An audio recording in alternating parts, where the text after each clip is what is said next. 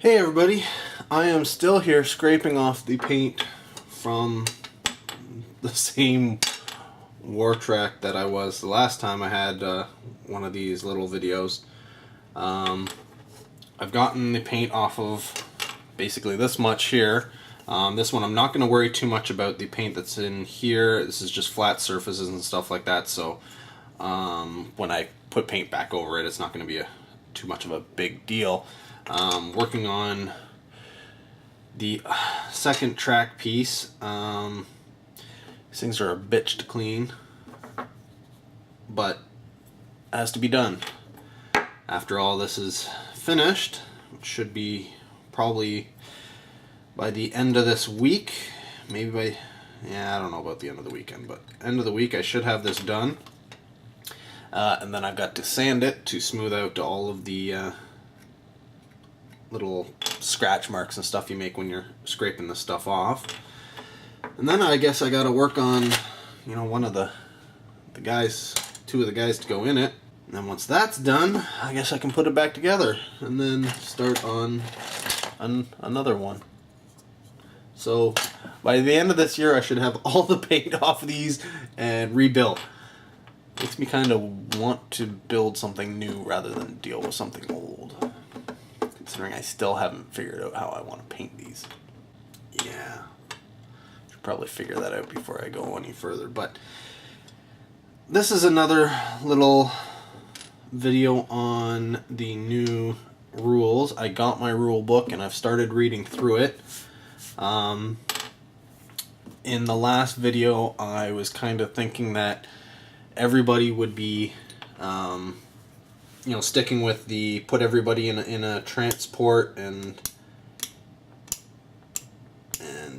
same way, and basically move their troops up and get them into position to actually do whatever it is that they're supposed to be doing, similar to how they used to. Admittedly, the Space Marines would probably be a little bit different because they aren't necessarily ones who want to charge across the field and get into like hand-to-hand combat, but with orcs that was generally the way it would happen. But reading up a little bit more and watching some videos and looking at the hull points and stuff like that, I'm beginning to think it's going to vary between each army. I don't know that we'll see as many, what was it, the Predator, Space Marines with the Predators and stuff. I think was it Predators? I don't know. Something you could put like a 5-man squad in the vehicle and you still had a whole bunch of weapons, but I don't know that we'll see as many of those. But maybe we will. I mean, if you're gonna take one anyways, might as well put some dudes in it. But the big question comes down to, is it worth the points?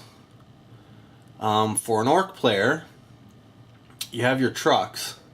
Now, if you're using your trucks to be mobile and move your troops all around, I wouldn't count on that. They were easy to take out before, but they're even easier now.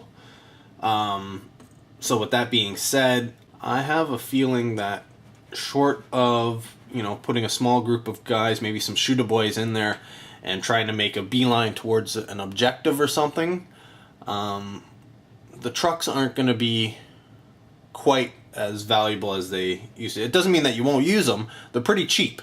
So getting them destroyed is not a problem so much, whatever. It gets your guys to where they want to go. So if you're using them like that, in terms of this is what you want to, this is where you are, this is where you want to get to, and you don't really need to do anything else, orc trucks are great. Very, very cheap. And, you can get some cover from them and stuff like that. Now, I think orcs will probably stick more if you're using, vehicles as something you want to stay on the battlefield and provide some, weaponry and stuff like that. I still think they're going to go with battle wagons, but they may not deck them out as much as they used to. That being said, mech tools may be something that you'll see a lot more of, because I don't... Before, they were really never anything... I don't know anybody who ever took them before, but short of you had some points left over and you threw them on there.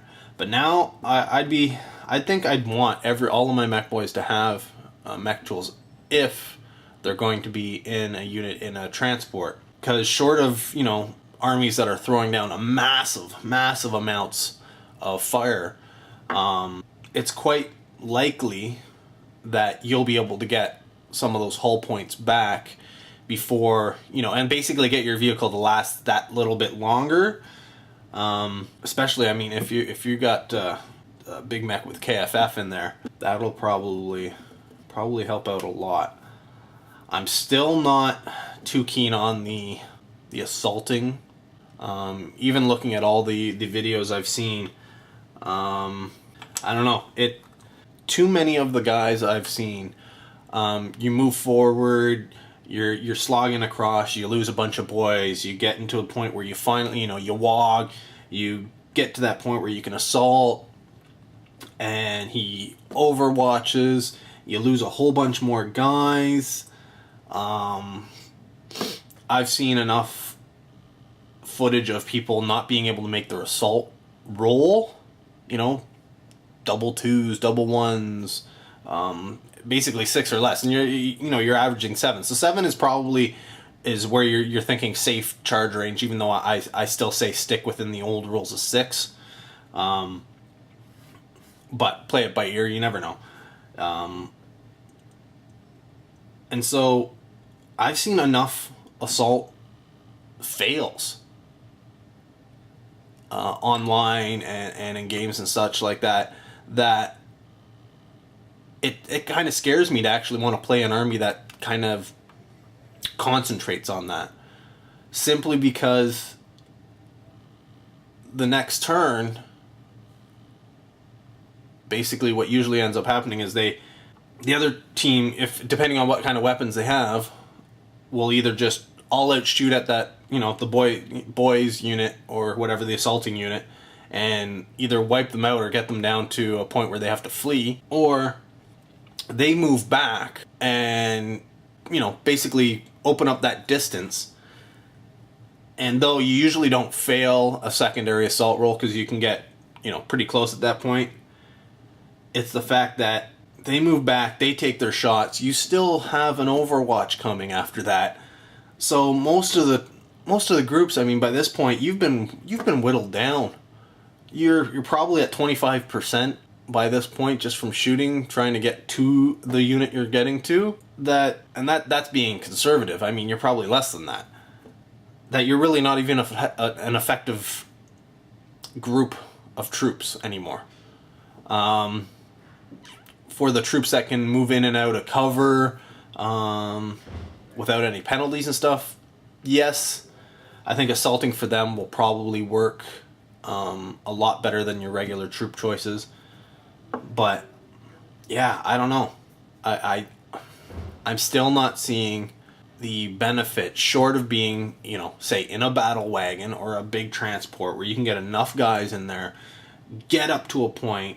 You still have to wait that turn because you know, over 6 inches you can't disembark, which is another reason why the transports aren't as good as they used to be. But it's one of those things where you've really got to time it right. So you want to be using your vehicle in a way that it's either you're trying to get to where you're going without taking any damage or any fire, or it's big enough that you don't mind taking that fire and you just want to get your guys to an area where, you know, the next turn they can get out and you blow away a unit beside them or shoot whatever and they shoot whatever and they are able to assault in there, so that they don't have all of these shots coming at them short of the overwatch. If it's only the overwatch that's attacking you, assault troops are fine.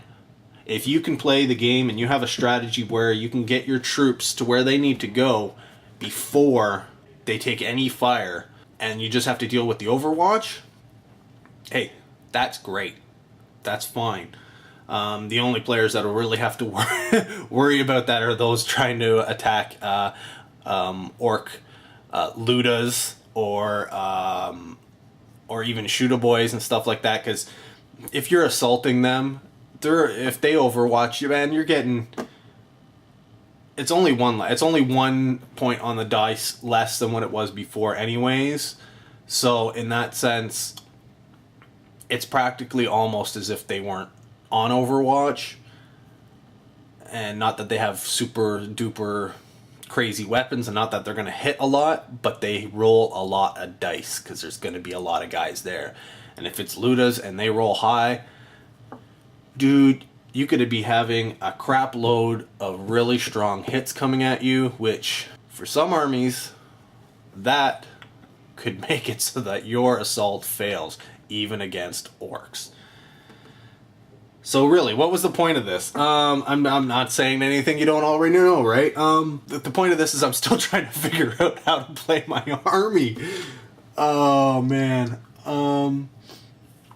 I'm thinking that it's not going to be too much different. I'm going to have to build a whole bunch of battle wagons and field a lot more mech boys.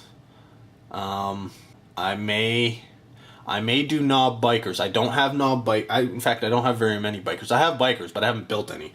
I didn't use them before, even though they were really cool.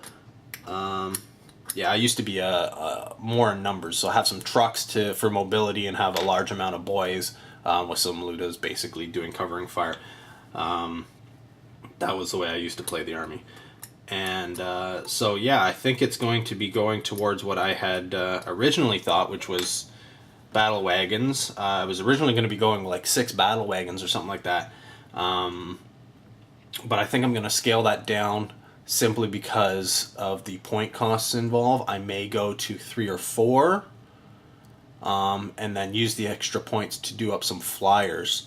Because with the bombers, the orc bombers, it gives us some firepower we don't normally have.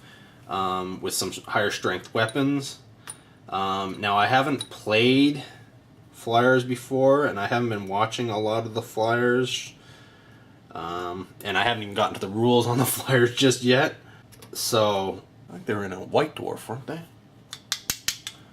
But, yeah, that's what I'm thinking I'm going to go with. Now, the question is, how do I do my flyers? I'm thinking eventually what I'll do is I'll get the kits, 2 kits from Games Workshop. Because I like variety. So I'll do one up standard. Figure out how to magnetize it, because apparently there's 3 different versions in it. So that'll be interesting. Figuring out how to get all 3 versions out of one kit.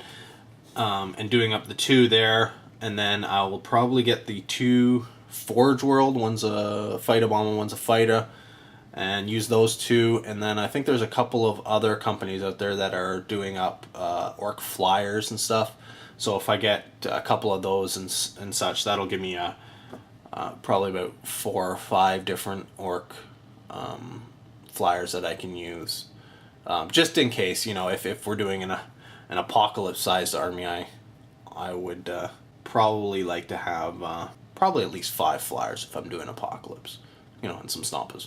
I already have 2 snoppas. Haven't built them yet. Haven't even opened them yet. But that being said, in a regular game, how many? 1 flyer? Maybe 2? I don't know. I've seen some where they have like 3, but I don't know if they were apocalypse or what. I don't know. How many flyers do you normally take? How many flyers can you take? Are they just fast attack choices? I don't know.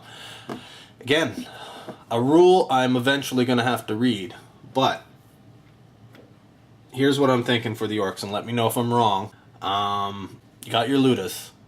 Always have to have your Ludas because you need those shots. You've got your big mechs as your HQ choices. Yeah, most likely a KFFs. That really hasn't changed. Battle wagons. Next up, you might do, if your plan is to move those battle wagons across and assault with them, you're going to be going with assault boys in there. You want to get your sluggas and choppas in there and go to town. If you're trying to plan where it's more of a get the objective near the end, you may either do some trucks for the cheap amount of points and break those up with some shooter boys in them, or battle wagon, keeping it back, maybe even in reserve, maybe, with some shooter boys in it. The question becomes, open top or not open top now. I would say probably hard case on the ones if you're planning to assault, open top on anything that's not, and anytime you're going to be fielding shoot-a-boys in your whatever trucks and battle wagons, open top, because it allows you to shoot out all your guys. I don't think you can you overwatch while you're in a truck? So if somebody assaults your truck? Oh, these new rules, man, they're driving me nuts. At first it seemed like they were trying to simplify everything, but the more I read, the more there's rules compounded upon rules, compounded upon rules, and I'm just like, where did the simplification come in? I don't know. Anyways, let me know what you think. How would you field an orc army? I know there's a lot of orc players out there, and you've probably played some 6th edition games already, which I haven't, because I'm trying to wrap my head around the rules first.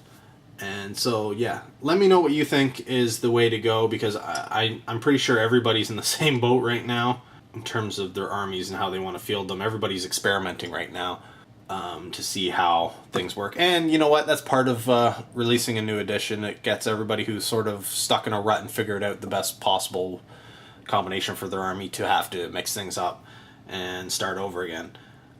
If you are a Space Marine player, let me know what you're thinking, because I am building a Space Marine army. Necron players, that's another one that's on the agenda, and Chaos Space Marines.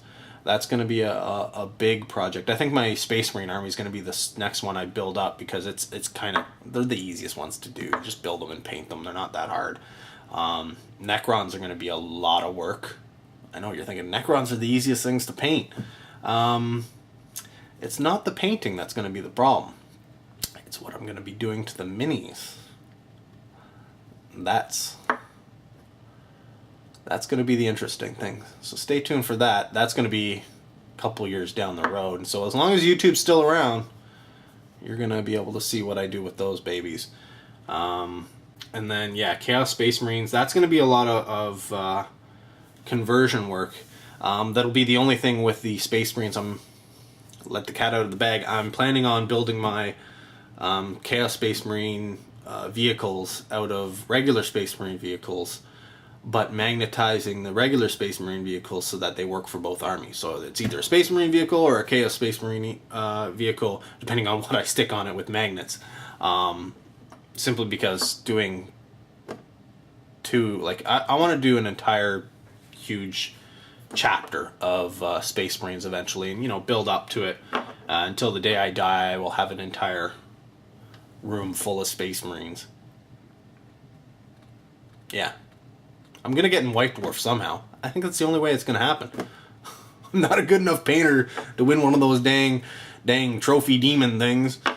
I could probably go for the banner thing, but apparently that's by audience hooting and hollering, so I don't know. Maybe if I go up there and I have a bikini-clad woman show it off, I may get more applause. I don't know. Patent pending. You can't take that idea. That's my idea. But yeah, anyways, this video has gone on long enough. I am rambling like there's no tomorrow. So let me know what you think. Post the comments in the doobly-doo. Until next time, I'll probably still be here stripping paint. Take care.